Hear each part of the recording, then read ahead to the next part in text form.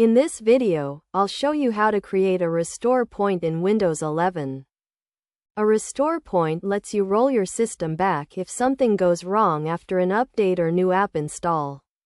Let's walk through it step by step, nice and easy. Step 1. First, we need to open the System Restore settings. Click on the Start button and start typing the word restore.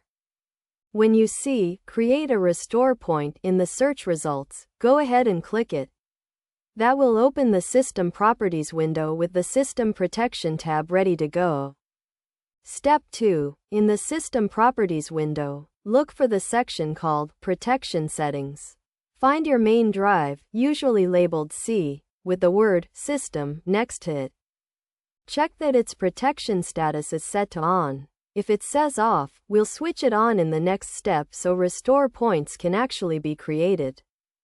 Step 3. If your system drive protection is off, click on that drive to highlight it, then click the Configure button.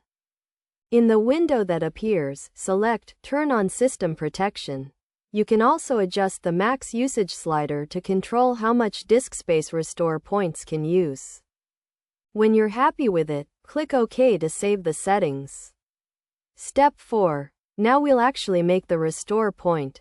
In the System Protection tab, click the Create button.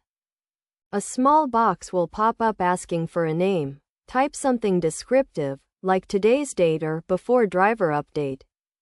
Then click Create again, and Windows will begin creating your restore point. Step 5. Windows will take a moment to create the restore point, so just let it run until you see a message saying it was created successfully. This usually only takes a minute or two. Once you see that confirmation, click Close, and you're done. Your system now has a restore point you can roll back to if needed. That's all there is to creating a restore point in Windows 11. If you found this helpful, hit like, subscribe for more easy tech tutorials, and let me know in the comments what you'd like to learn next.